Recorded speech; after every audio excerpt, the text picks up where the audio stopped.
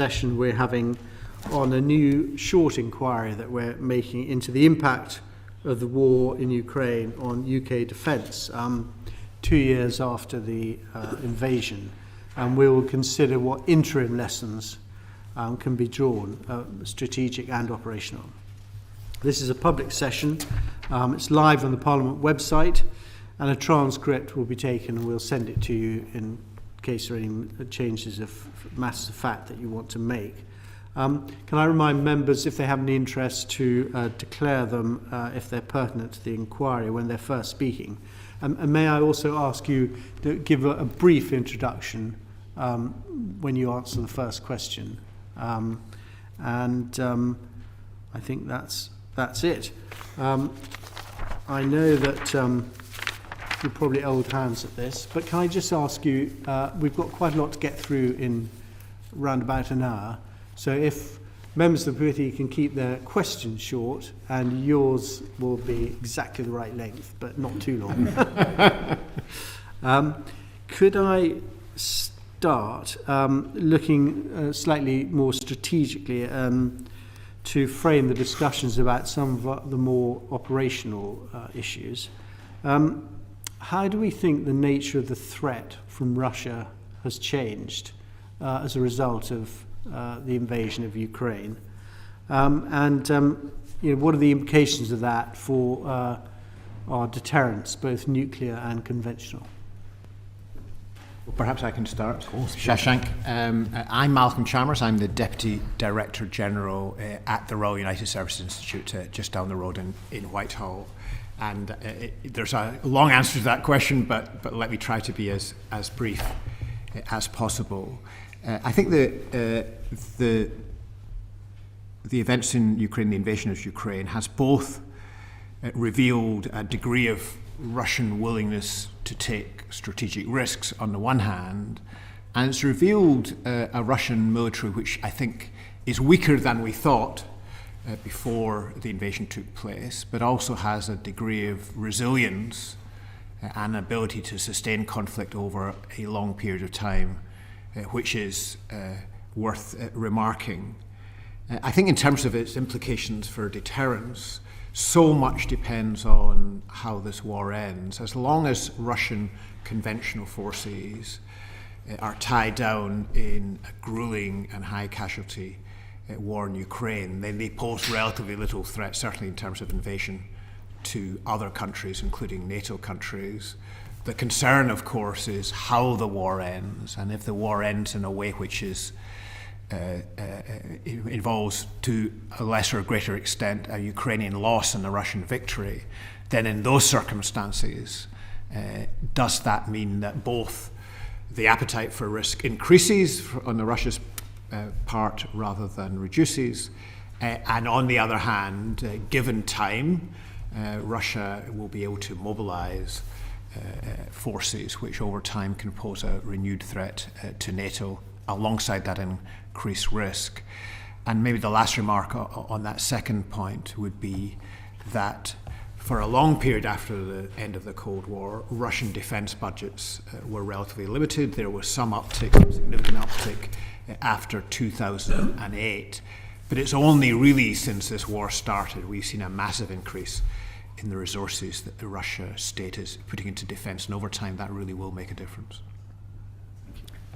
Thank you. I'm Shashank Joshi, Defence Editor at The Economist, where I cover defence, national security, intelligence, and all the other sort of nasty things in the world that go on, from Taiwan to Ukraine. I echo everything Malcolm has said. Just a few quick points. First of all, the war has revealed, I think, a very insular Russian leadership that may have been pushed into making this rash decision by its own sort of insularity, inability to gather high-quality information on its nature of its influence in Ukraine, the way in which its invasion would have progressed, in part through the failure of its intelligence agencies echoing to the regime what they wanted to hear. And I think it has also revealed some radical but sincerely held views in the Russian leadership about Europe and its environment. And I would, I think, urge us not just to focus on Vladimir Putin, but also on people like Nikolai Patrushev, the chairman of the Security Council, who has made statements and comments that I believe are probably sincerely held, that reveal a degree of deep and profound paranoia that should be a source of concern. Secondly, Russian rearmament. Malcolm mentioned this. Russia is significantly weakened at this point, as we heard yesterday from Admiral Sir Tony Radakin in his speech at Chatham House. But Russian rearmament, which, as Malcolm alluded to, is now involving a spend of 6% of GDP on defence, 30% of the federal budget on defence, is occurring on an accelerated timescale. And if you look at the Estonian annual intelligence report published a week ago, which is a very thorough document, it points out that NATO will face a Soviet-style mass army with reconstituted forces in the military districts adjacent to Finland, the Leningrad and other military districts in a short period of time. So we face in the long term a Russian reconstituted threat that is now inoculated against modern high-intensity warfare in the form of Russian production of advanced UAVs, advanced drones, and tactics honed on the front lines, experience that we, of course, in the West do not have in the same way. Third, briefly, we have thicker Russian connections to other adversaries, notably to Iran in the form of the Shahed drones and the mass production of those UAVs, those drones inside Russia. But also, we must reflect on the extraordinary fact that the biggest external supplier of shells to Russia right now is North Korea. And the relationships with Iran, North Korea, Belarus, as well as Kazakhstan and others, represents a strategic change in the Russia we face and the environment we face, and Russia's own strategic depth. We mock this as Russia's resort to these rogue states. I believe we shouldn't mock it. It shows their sense of their own strategic depth. And finally, we face a Russia that, because of its enduring conventional weaknesses, at least in the short term, will be more reliant on nuclear weapons for its own security, including its large arsenal of non-strategic or tactical nuclear weapons, some of which were discussed in the Financial Times this morning. And I believe that's a structural change that we face in assessing the Russian threat as well. Thank you. Very helpful. Thank you very much. Lord Robertson. I wanted to ask about the whole question of nuclear deterrence, because it's been brought into high relief. The Budapest Memorandum was the deal done by Ukraine to get rid of its nuclear weapons, its post-Soviet nuclear weapons, when it was the third nuclear nation in the world. It turned out that the memorandum produced no security at all. But what does it now mean in a world where that NATO depends upon United States nuclear umbrella over Europe, plus the British and the French nuclear deterrence, only one of which is committed to NATO. So what are the implications now in a situation where there is a fear of escalation in the West, that if we go too far, that the Russians will then default to what you've just said was their nuclear defences, and especially the tactical nuclear weapons that they have in large numbers? Can I, please? It's an excellent question, and I think one of the most important features of this conflict is that from the beginning there's been a nuclear shadow, a thick nuclear shadow over this conflict, and the basic features of this conflict have been defined by the existence of nuclear weapons. There hasn't been a case since the Korean War when two nuclear weapon states have fought a war against each other. There have been lots of conflicts in which their interests have been opposed, but in every one of those cases, Afghanistan, Vietnam, indeed Syria recently to some extent, the Soviet Union and the United States, the Russia and the United States, India and Pakistan and others have sought ways to avoid escalation to nuclear conflict. And we should never analyse this war, or indeed the potential for war in Europe, as if it's only conventional. And one of the risks, I think, is some of the parallels people draw with major power wars of the past, World War II, World War I, or whatever it might be, is to ignore the nuclear dimension, which in its nature, I think, limits the extent to which major powers can have absolute objectives. So in a nuclear world in which an opponent has nuclear weapons, what happened in 1945, the occupation of Germany, is not an option. Or the occupation of China or Russia or whatever it might be. And everybody realizes that. So in the nature of wars is that they are limited. But I mean, coming to your question in relation to NATO's nuclear deterrence, clearly in this conflict, there were moments in the conflict in which, in part because it felt that, well, Russia's primary objective, I think, in terms of reminding us of their nuclear weapons, was to deter direct NATO involvement in the conflict, and it did so successfully. And both President Biden, indeed Donald Trump, have made it clear that avoiding a direct war with Russia is a very strong priority. But the other scenario in which there's a concern about Russian use of nuclear weapons in the Ukraine scenario, the more credible scenario, is one where Russia, in conventional terms, was losing the coherence of its forces, was in question, and perhaps they were facing the loss of Crimea. And everybody can guess where those red lines would have been or would not be, and it's less of an issue now given the stalemate on the ground. But it's still there. That possibility is still there, and it's possible. And I think that you have to ask. Here there's a debate, I think, about the extent to which you're talking about tactical use of nuclear weapons or the use of nuclear weapons in a strategic fashion.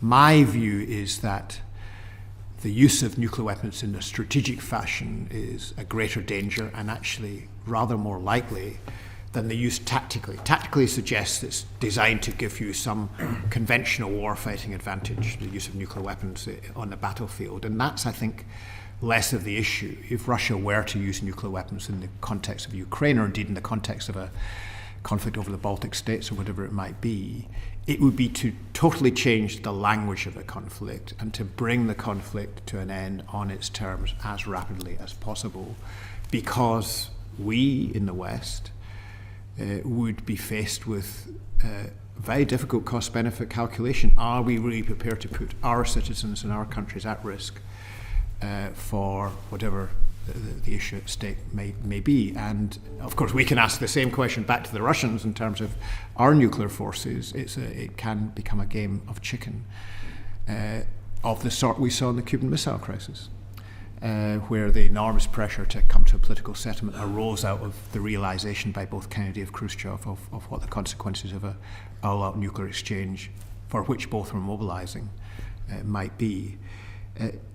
What does that mean in terms of NATO? I think the last remark I would make is that NATO does gain from the fact that there are three centres of nuclear decision making. There are three heads of state or heads of government in the United Kingdom, France and the United States, who have the potential to independently launch nuclear attacks. And in the deep and incredibly worrying and confusing sort of crisis we're talking about, a leader in the Kremlin has to factor in all those three decision makers and not just one, even if there were doubts, maybe in particular about a future American president not being willing to take that risk. Can they also be sure that future UK and French leaders, who maybe arguably have more stake in a European crisis, might not also be that? And given that, I think there's one of the questions which I don't have an answer to, but it's a very important question, is how far does the scale of nuclear forces matter? Both the UK and France seek, and I think have, a capability of inflicting absolutely massive damage on Russia in a second strike, given the invulnerability of their submarine-based forces. And they have arsenals only a tenth of the size of those of the US and Russia. But does that matter as much as sometimes people think? I'm not sure it does. What matters about UK and French forces is A, they're independent, and B, they're invulnerable to preemption. As long as they maintain those two characteristics, then they are an important part of the deterrent equation for Russia.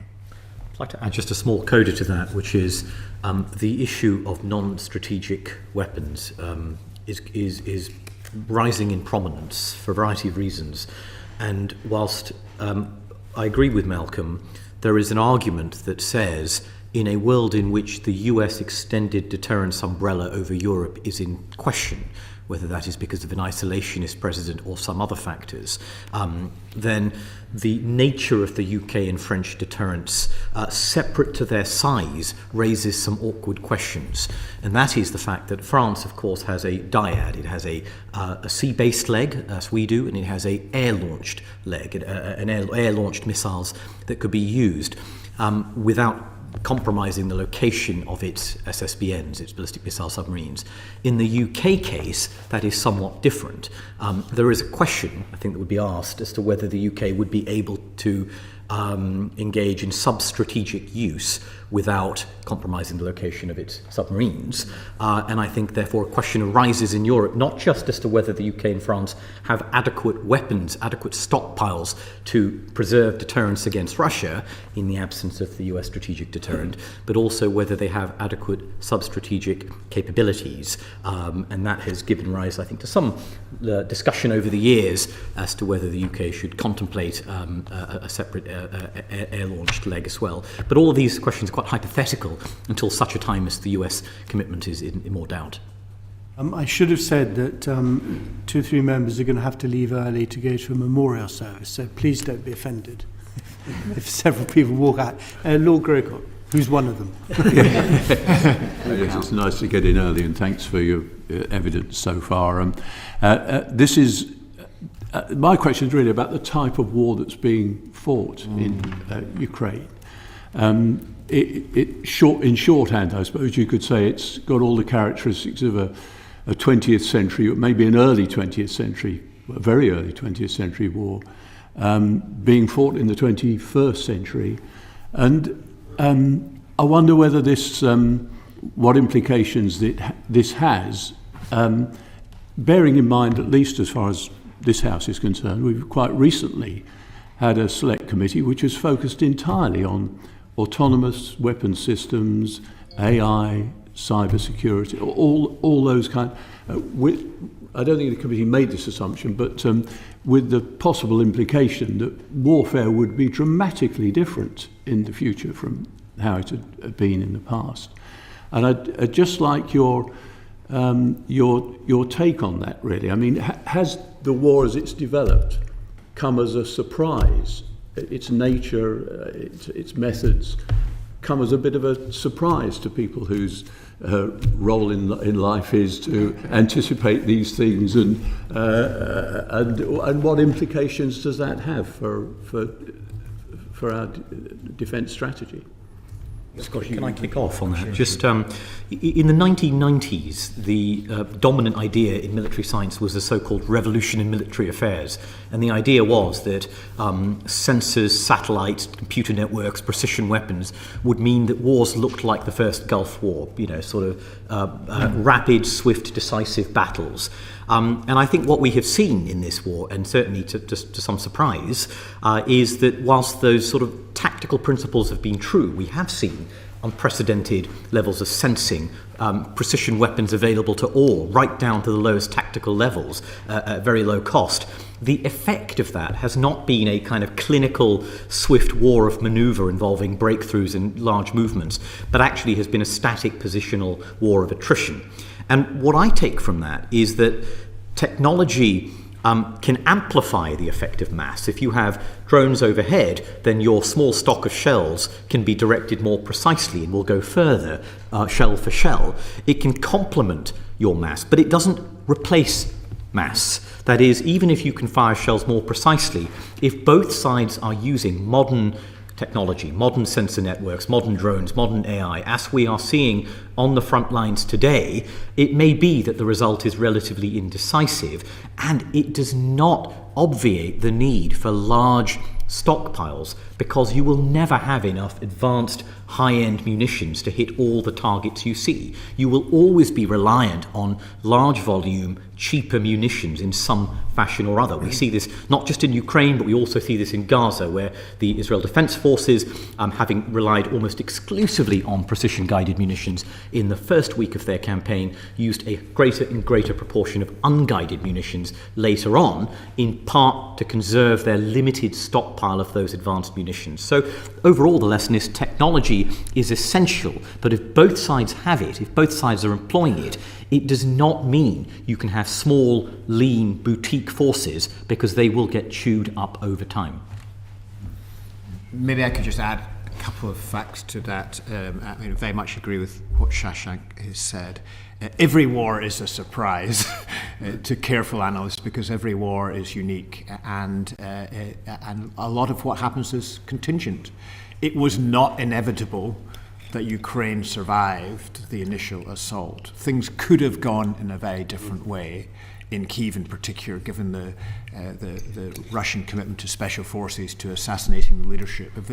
If the leadership had all been taken out in the first few days, and there had been a collapse in the coherence of a Ukrainian command structure, if they hadn't been able to save a large part of their air force from Russian offense, if the war in the north had been more similar to the war in the south, where the Russians made massive gains very quickly, we could be looking at a very different world.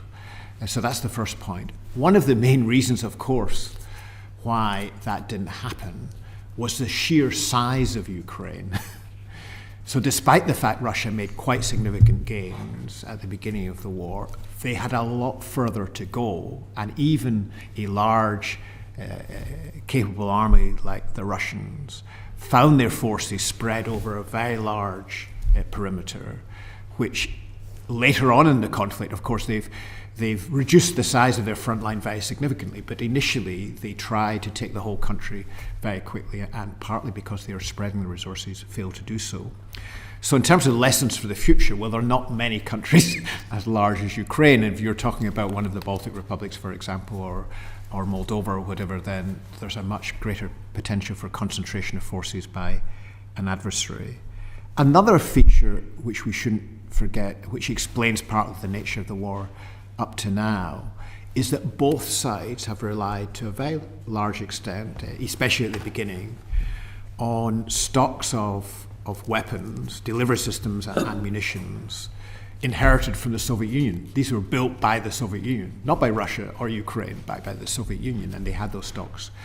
And indeed, also a lot of the imports from countries like North Korea, again, quite old in nature. And that's something quite unusual for this conflict, which I don't think you'd see elsewhere. So I think in other conflicts, quite often, you'd find you yourself running out of more modern munitions very quickly and not having those older munitions, because the most of the casualties in the war so far have been the result of artillery. And even with all the drones and so on, which have played an important role, the most important weapons in this war have been artillery pieces, and that's why restocking those is so important. Maybe the final point, which is sort of adding to Shashank's remark about the revolutionary on military affairs, I think most Western countries do not want to prepare to fight a war with Russia like the war that Ukraine's fighting. Ukraine's fighting the way it has because it has had to do so. But from a Western point of view, it would be much better to put quite a lot of emphasis on ensuring that we have superiority in air power, so we don't have to fight a 2-year-long grueling war with the sort of level of casualties which Ukraine has had to suffer. Lady Cousins had a follow-up. Thank you. Yeah, I was going to ask my question later, but it follows on so logically from this one. I think I should ask it now, if I may. Yeah, do. Reports have suggested that cyber warfare doesn't seem to have played a significant part at all so far in the war in Ukraine. Do you think that's accurate? Do you think that's surprising? And what conclusions would you draw about what the role of cyber warfare is in a major conventional war, whether Ukraine... We have to be very careful about inferring activity from outcomes. And I think that cyber operations on the Russian side have been intense and have been frequent and large scale, but they have not had decisive effects And the reason they have not had decisive effects is in part down to shortcomings in the way that Russia has conducted offensive cyber operations. But much more importantly, it is down to the remarkable success of Ukrainian defense. And that success is rooted in a number of other factors, including the incredible level of assistance given to Ukraine from the outside, both by states and their cyber agencies, in this country, of course, GCHQ and CSC and others, in America, Cyber Command and NSA, but equally importantly, and this gets us to a wider point about the role of commercial actors, by cyber threat companies like Microsoft, the Slovakian company ESET, Google and its cyber threat arm Mandiant. These companies have given Ukraine, or I should say, have aided Ukraine in building a world-class cyber defense that blunted Russia's initial attacks extremely successfully. However, Russia did not stop. It continued to adapt, and if you look at the recent reports published by Google, which are well worth reading, somewhat technical, but you can pass them, the GRU, among other Russian agencies, have adapted by finding new, innovative and agile ways to continue attacking Ukrainian infrastructure. But the reason it doesn't result in the lights going out or Zelensky being silenced is because Ukraine is mounting a phenomenal defense. And that, I think, is a lesson we have to learn. Not that cyber is a sideshow or an irrelevance, because that's in so many other areas. What we see is sometimes there's a lot more going on beneath the surface. All I would add to that is I think sometimes there's a temptation to think in military affairs that there's an old technology which is being replaced by a new technology.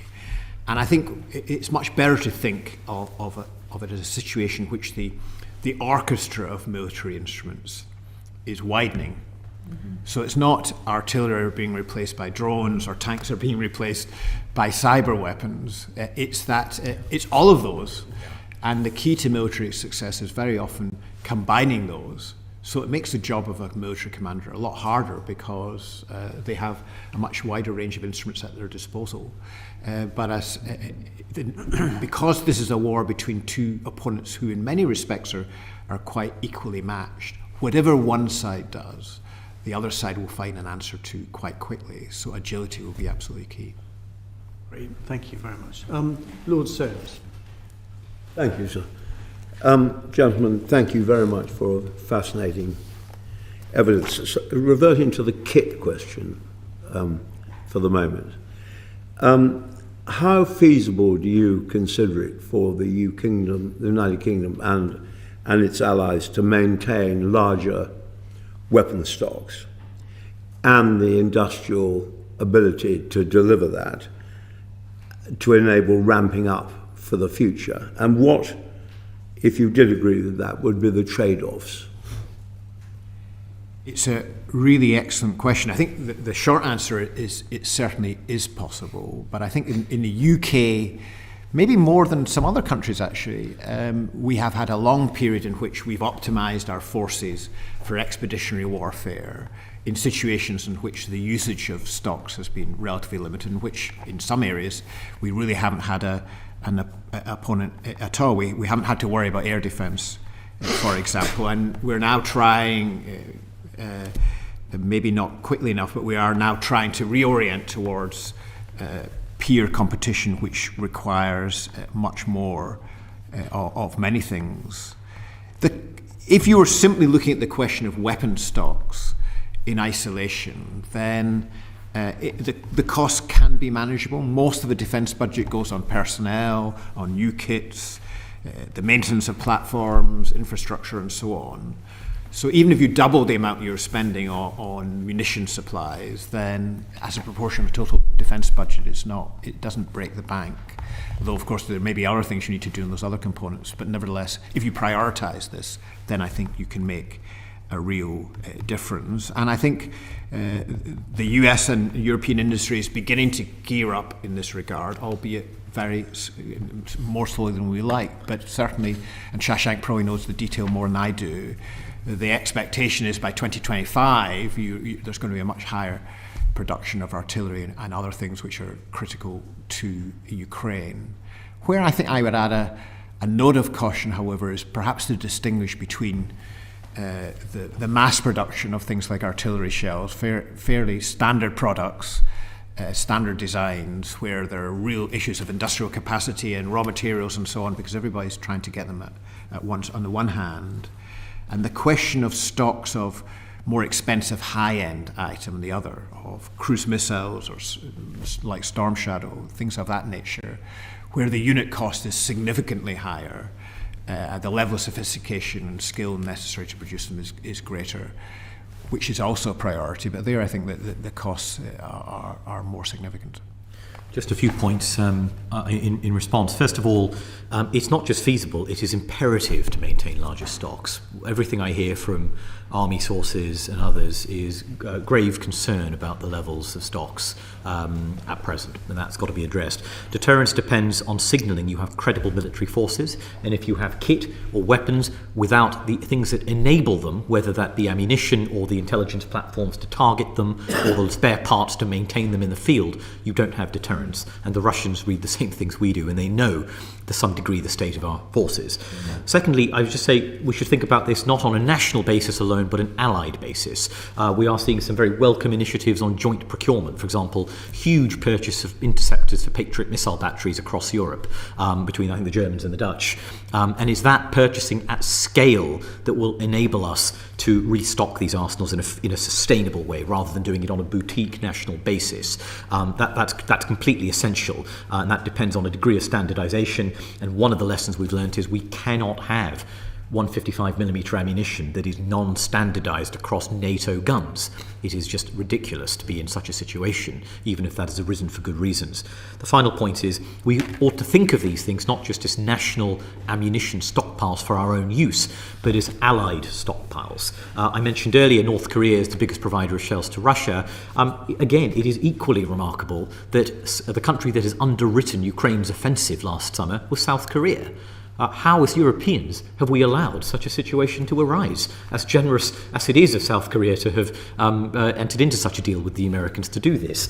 But the time may come when, in the event of a Pacific conflict, we, the UK and other European allies, the Five Eyes, Western countries, are called upon to aid Indo-Pacific allies or other allies in other parts of the world in sustaining their forces with ammunition, with parts, with kit. And we've got to think about it in those terms of allied solidarity as much as our own domestic warfighting needs. Thank you. Lady Crawley. Thank you, Chair. For our report, we're looking at how, in the light of the invasion of Ukraine, what threats, increasing threats, we perceive from Russia to the UK.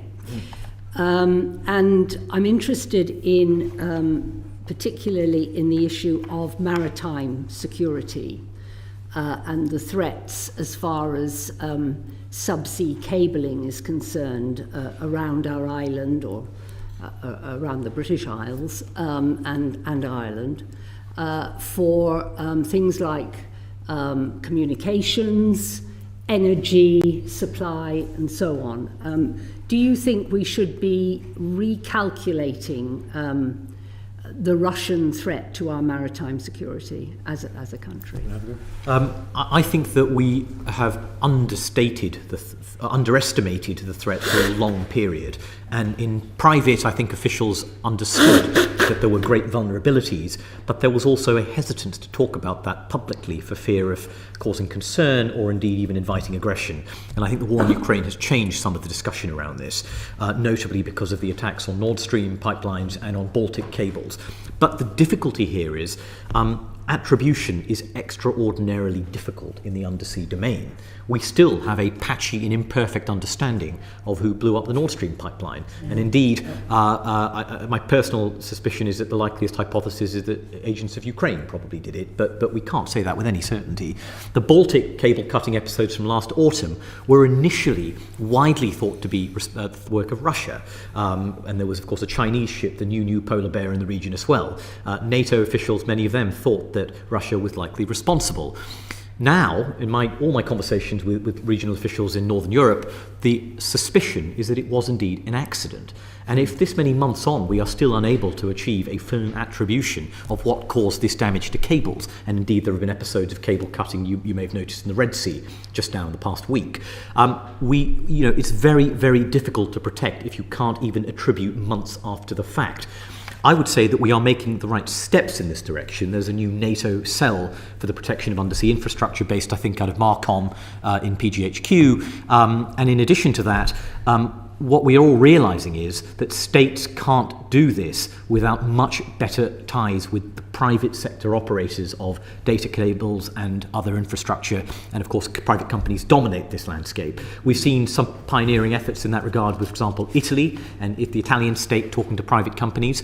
That seems to me the right way forward. But we must recognize we will never have blanket security. Pipelines can always be damaged, cables can always be cut. Our response can never be purely based on defense. It also has to be based on attribution, public response, and if necessary, deterrence of some kind, not just pure defense. I think that's absolutely right. The only thing I would add is that this is an example of something which we look at primarily in terms of attempts by a potential adversary to do something unattributable, to irritate, to cause problems for us, but below the threshold of warfare. But I think there is a question as to at what level of threat does it become an act of aggression which begins to, even if nobody is killed or injured directly, is nevertheless such a blatant threat to our national security that it becomes an Article 5 issue. Thank you. Lord Alderdice. Thank you, Lord Chairman, and thank you for the evidence thus far. I should declare an interest as the Executive Chairman and currently Director of the Changing Character War Centre at Pembroke in Oxford. I want to pick up on drones in space. Drones and other unmanned systems are now ubiquitous in the war in Ukraine and an area of rapid innovation, including on the front line. How transformational have drones, including the inexpensive small drones, been for the way the war is fought in Ukraine? And how far have Iranian drones contributed to increased sophistication as well as just numbers of drones? And following on from this, to what extent are these lessons applicable in the UK context, not only with regard to drones, but the importance of space for the direction of drone operation and other defence issues? So drones and space. Sure. Shall I start with drones? These have been transformational, I believe, but we must recognise they've been transformational for one of the reasons that Malcolm mentioned, which is their integration with other forces. Reconnaissance. Artillery has been the prime killer in this conflict, but it has been the prime killer and highly successful because of the ubiquity of reconnaissance drones, allowing gunners to fire upon targets with unprecedented precision and with unprecedented responsiveness.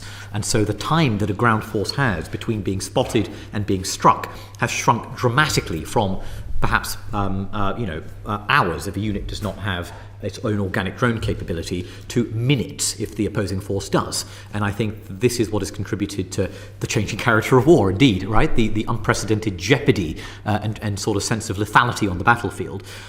In a similar way, what we have seen in terms of so-called first-person view drones, FPV drones, these are repurposed racing drones controlled often by pilots wearing goggles, carrying small explosives, is that they have supplemented the effect of short-range tactical firepower. How they haven't replaced artillery, and it's very important to understand that for reasons of physics, range limitations, payload limitations, weather constraints, they will not completely replace the suppressive, devastating effects of artillery fire, but they will augment it.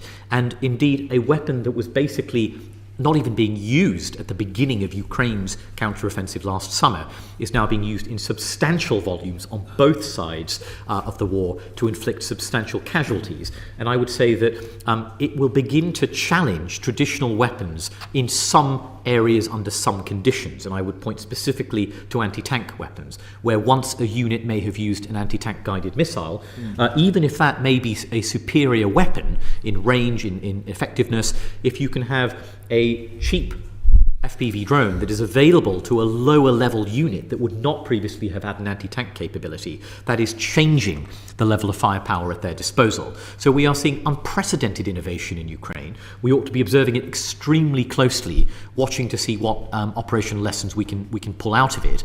But I think we also just need to recognise, again, what you see, this comes back to our cyber point, what we see is not always what's happening. And I remember in the first weeks of the conflict, we saw Turkish drones, TB2, Bayraktar TB2s being used to great effect. Of course, what we now know is, to a degree, the Ukrainians were publishing footage of those strikes by storing up strikes and dribbling out the footage over a period of weeks to make it look as though these weapons were causing havoc, when in fact now these large fixed-wing drones can barely get up in the air because of jamming and the air defense threat. And so if we don't recognize what background conditions are allowing the Ukrainians to use these drones? How are they overcoming jamming? What is their source of intelligence on Russian electronic warfare so they know where it is and how to avoid it? Who are the skilled operators, not just controlling the drones, but controlling the relay or repeater drones that allow the signal to go over the horizon? If we don't study all of that as a system, I worry that ministers will say, shiny drone, let's buy more of those, and they'll fail to invest in all the enablement that makes this capable and necessary. So please focus on all the stuff that makes that capable as well. Let me just add on the economics of drones, because I think sometimes there's the perception that drones are a cheap and easy solution. And just to add to what Shashank has said, in a war against a capable opponent who is constantly innovating, as Russia is, as Ukraine is, you need to invest in a wide range of things in order to have effective drone capabilities, the reconnaissance, the electronic warfare, not least the people. You need capable people who can't do other things, soldiers and others who are working with this 24/7. And all that adds up, the cost of all that add up, and it may well, I mean, it is one of the directions we're taking. But technological innovation and looking at the whole drone capability rather than the cost of individual bits of kit is really important. And those bits of kit are going to become more sophisticated over time because the old ones will not work. The drones they have now in 6 months' time will not be operable. And that requires a lot of investment in R&D as well. So it's a complex system, but war is not becoming cheaper because of the existence of these systems. And is Iran adding to the sophistication as well as just the numbers? As far as I understand, the Shaheds are relatively crude, unsophisticated drones. I've seen the debris. I've picked up a Shahed and felt it. The selling point is not sophistication, although they are improving in some ways. For example, with acoustic dampening to avoid being picked up by sound sensors on the ground. The selling point is that these are simple, cheap, long-range, one-way strike munitions that can be made in large, substantial numbers. But I certainly remember asking one US official, who in NATO has a comparable capability at this level on the cost curve that can travel 1,200 kilometers like this Shahed can, that can carry this number of tens of kilograms of explosive payload? What do we have at a comparable point in the cost curve? The answer is nothing, because we, for understandable reasons, have invested in higher end, more penetrating, more effective long-range missiles, but in far smaller numbers. And I think that has we see the effect of raw mass today. I think that brings us neatly to Lord Bruce's question. Thank you very much. I have to say, some of what you say sounds like the beginnings of a world war in terms of who's being drawn into this conflict in a whole variety of ways, which is concerning. But yesterday, some of us met a Ukrainian minister who pointed out to us that this month, Russia has received 1 million shells from North Korea, and the total supply of shells to Ukraine has been 6,000. You say artillery. That may be not true, but that was the figures she gave us for this month. And you say that artillery is, and what she said was, we are suffering a much increased casualty rate. And Ukraine's already got a high average age of its competence, so it doesn't have the same resilience as Russia to keep filling that gap. So the question is for the UK is what is our defence response in that support? Because we have a pretty poor record of procurement of highly sophisticated systems that frankly don't really deliver on time or on budget, and that's obviously been revealed by a whole lot of investigations. Should we be switching to things we can produce in quantity fast, given that speed at the moment is kind of important for Ukraine to maintain the line, even as we sort of reorganize our defense capacity in the West? Because it seems to me at the moment we're at a very critical moment. I think we are at a very critical moment, and maybe to broaden the answer a little bit, because you're asking questions about UK defence priorities, which are absolutely germane. I think one of the dilemmas we as the UK are seeing in relation to defence is we're trying to do a lot of different things at once. And that's more so than actually many of our European allies. In the period from 1990 up until 2010 and maybe beyond, we put a lot of resource into expeditionary warfare. We were the leading European contributor in Afghanistan and Iraq, and that shaped a lot of the things we are criticising now in terms of lack of stocks and so on. I think our emphasis on large drones and what have you. And now we're trying to reorient. Most of our European continental allies, not France, but most of the others, were mainly concerned about Russia. So when the Russian threat declined in their perception, they just didn't spend very much. And now those countries are increasing their defence budgets much more rapidly than we are. The percentage increase in the UK defence budget is less than almost any other NATO country. But because we're above the 2%, we escape the level of criticism others do. But if you look at the percentage increases in the defence budget in the Baltic republics, in Poland, in Romania, in Scandinavia, and even in Germany now, which is due to meet 2% this year, it is quite remarkable. And all those increases are focused on the Russian threat. They're not focused on fighting in the Indo-Pacific or in the Middle East or in Africa or in the South Atlantic or in the Caribbean. They're focused on Russia. And over time, I think that will really make a difference. So part of my point is, I agree with you, maybe we have to spend more, but within our current budget, can we reprioritise in ways that are more relevant to the situation?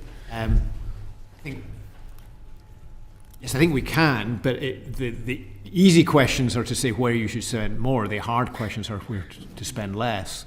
And the broad principle, the other factor I think all this is within the context of the alliances. So the question for the UK and Europeans is, what alliance do you assume? And in particular, do you assume that in future we will be deterring Russia with the United States or without it? Because the American defense budget is under considerable strain from the fact that they're having to deal with three main theaters at once, and Chinese military capability continues to grow, and increasingly they're being pulled towards focus in the Indo-Pacific, and they want Europeans to do more.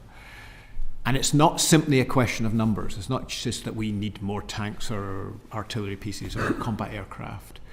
I think we do need to think seriously about whether there are capabilities which we are entirely reliant on the United States for now, and those should be prioritised. And I think my argument would be that given the trajectory of the United States in relation to European security, I'm not talking about pulling out of NATO, but... It was suggested to us yesterday that the UK was learning quite a lot from its engagement in Ukraine, and in fact the point was made we were learning better and more than the United States were. Yes, possibly. A bit more detached. Because and that presumably can be applied if that's true. It can. And Europe will be our priority, even if it's not the American priority, because we live in Europe and it's a much more direct threat to us. But that focusing of effort on making sure that European security as a whole is robust to deter Russia is going to be absolutely the central priority. Just one note on your point about high-end systems. We do have to reflect on the mix between high-end and low-end, and it's about hedging, it's not about switching.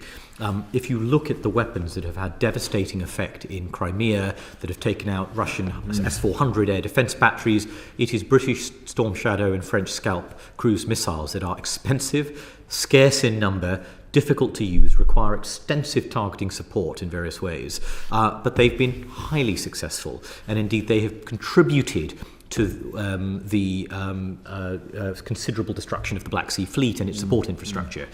A cheap Shahed is not going to do that. It's just not going to be able to get through the thick air defences, hit these hardened structures, inflict this level of damage. It just isn't. You will always need a stock of high-end missiles for certain tasks and missions. It is just whether that balance is optimal, I think, is the question to ask. Good, thank you. Lord Wood was going to ask a question, but he's had to go to the Memorial Service. So I'll come back to that if we have time. Lady Cousins. You've had yours, as I've actually written down. Lord Horton. Can I go back to Lord Robertson's question on escalation? We've had some opinion that actually there's more room for escalation left than we're brave enough to occupy, if you like. That the constraints on Russian use of tactical nuclear weapons would be informed by Chinese aversion and stated aversion to it, crossing the nuclear taboo, elements, dare I say, of the tactical nuclear firing chain within Russia that may not carry out orders. That's probably more hope than intelligence, but one. But there is, dare I say, a greater amount of potential still to escalate without running too much risk on nuclear escalation. If we want to occupy that space, what are the ways in which we can keep Ukraine in the fight and with the initiative if we are going to lose the sort of the attritional battle of industrial generation? And I'm thinking particularly of the air dimension. They have potentially got some F-16s of their own if they train quickly enough to put in the fight this year. Romania's got F-16s. The nature of the air dimension could distinctly transform the fortunes of the ground battle. Do you think, can you make a comment, firstly on the degree do you think that there is some spare escalation capacity, and where we might be driven to go if it looks as if Ukraine is going to suffer a humiliating defeat? I think the story of the last 2 years has been in large part because of the concern about escalation. The United States and indeed others, Germany in particular, have been very cautious about introducing new capabilities. The UK has been ahead of them at every stage in terms of saying we can take more risk, not because the UK government doesn't worry about escalation, because it does, and it's very clear.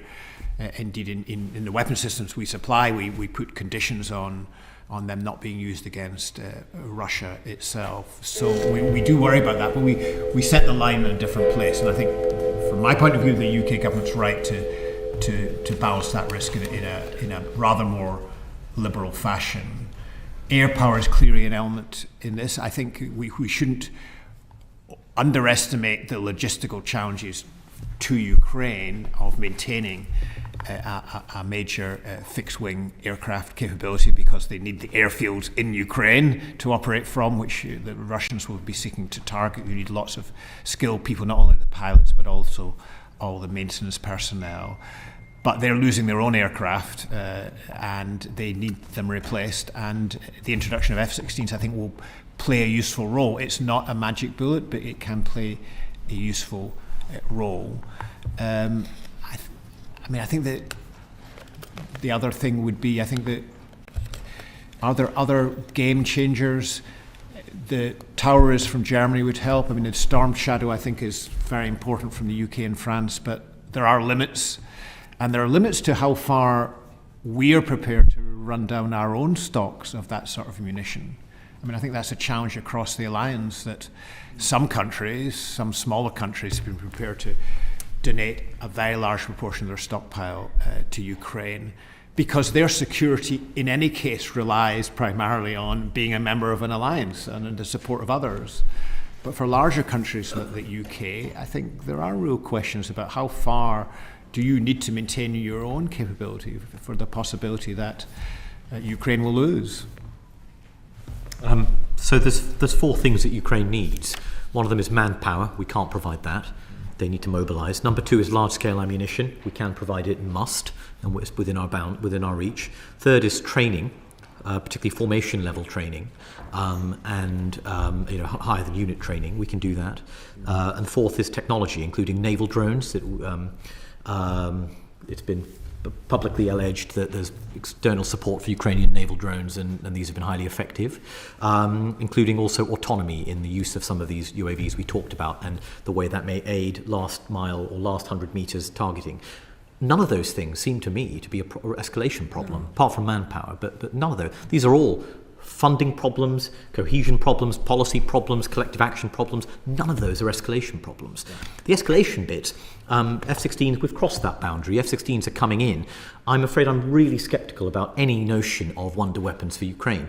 As Lord Houghton, as you know very well as a former CDS, the air power is not about planes. It's about a package of capabilities, which includes the warplane, but also the electronic warfare aircraft that accompany it, the refueling tankers behind it, the air operations centres that orchestrate the operations.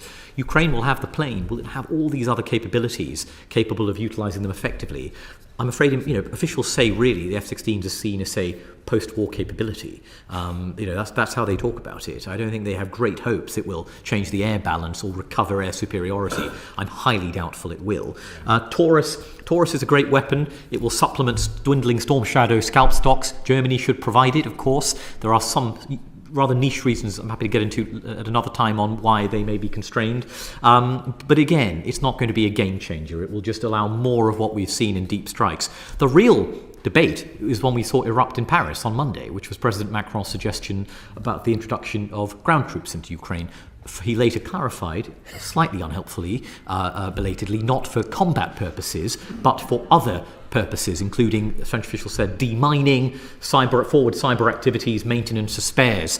I believe these things could help. I think there is value, as the French say, in preserving strategic ambiguity against Russia, not having closed off options we ought not to have closed off in the first days of the conflict. But again, I'm afraid to say that I view this primarily as a way of giving Ukraine post-war security, not as a way of fundamentally changing its fortunes. For that, back to the list of 4 things I mentioned at the outset, which are boring, rather dull, but I'm afraid, I think, absolutely necessary. Yeah. Thank you very much. Lady Fraser. Oh, thank you. I am interested in what the UK should be focusing on and what we should be putting which basket should we be putting our eggs in. And it occurs to me that does size matter? We've had General Patrick Saunders talking about needing to increase the army, but no matter how big the army is, does size matter? Are we fixated on 2% spend? Does it matter on percentage, or should we be looking at how we spend the money rather than how much money has spent? And our ties with commercial companies, should we be? They need longer term procurement guarantees in order to ramp up supplies. Are we doing? Are we having the right conversations with our commercial and private partners to enable us to, in the longer term, do what we need to do? And I'd start by saying on the size question, there's a way to begin, which is, do we want the United Kingdom to have a heavy warfighting division capable of meeting its NATO obligations or not? And the answer may be no, but that's not what UK policy is at the moment. It's not what NATO expectations are at the moment. And if the answer is yes, then it is difficult to see how the British Army, as presently sized and constituted, is going to do that within a reasonable time frame. And there are doubts both within the Army, among the expert community, including some of Malcolm's colleagues at RUSI, and in NATO itself, about our ability to do that. Not just in terms of meeting the numbers, but in all the capabilities and readiness and training and stockpiles that go into that. So right now, the answer is, the official answer is, we have a plan. And in a decade's time, we will have a credible warfighting division that will have all the things we need in it. I think we have a timescale problem, and I think we also have a credibility problem, in that I don't believe those pledges are currently entirely credible. In terms of 2% spend, of course we shouldn't focus on 2%, but it is a necessary but insufficient condition. It is inconceivable we can meet all of our ambitions, even quite basic ones, anything short of 2%. But if you talk to NATO officials, they will say, having written up these NATO defence plans approved at the Vilnius NATO summit last year, what is the gap between where we are and where we need to be? The assessment basically is we are unlikely to fully meet these plans. Of course they can be fought, of course we can defend against Russia, but we are unlikely to fully meet these plans and be able to fight them as written unless you are broadly at 3%. That is a very tall political order, so we will have to accept risk. And on the multi-year contracts, I think there's an element here of the pandemic, which, of course, you remember one of the reasons we were caught short in the pandemic was the legacy of previous pandemic fears, where we did prepare and stockpile only to find that actually things weren't as bad as we thought they'd be. And therefore, there was a sense that we wasted resource in stockpiling things we didn't eventually need. This is, I'm afraid, the same dynamic at play with things like ammunition. Armies don't really want to invest in ammunition because ammunition does not do port calls. Ammunition does not do a sort of front page headline for the Times. Ammunition is not very sexy, yet it is essential to giving you a credible capability. And so unless we are willing to engage in multi-year contracts that accept we may have large unused stockpiles in ways that will result in accusations of waste and profligacy, which is inevitable, we're going to be accepting a level of risk that I think is unwise. I think that it was very interesting reading CDS's speech yesterday at Chatham House and comparing that with Patrick Sanders' speech, and I think and his calls for a citizen army and so on. And I think that speaks to the fact that there isn't perhaps a clear enough narrative from the government as to strategic defence priorities. We had a Defence Command Paper refresh last year, which, unlike previous documents, was not published alongside a spending review. And it was, as a result, in large measure, a wish list of lots of extra things ministers and the MOD would like, without any sense of trade-offs or indeed it was not compatible with the defence budget we actually have this year and next year. It was based on, perhaps on a hope that one day after the election the defence budget will increase.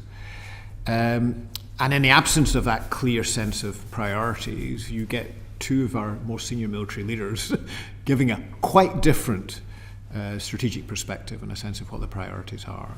Very different indeed.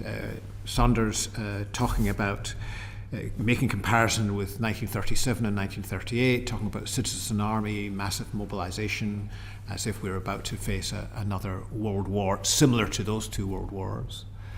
And a chief of defence staff who focuses on Russian weakness, on NATO unity, giving it a very significant conventional superiority in numerical terms, and focusing on UK naval and air strengths as being a key part of the UK offer to NATO, while he still, of course, talks about an armour division for NATO and that capability and how that can come on stream in a decade. And there's a sense of incompatible narratives going on.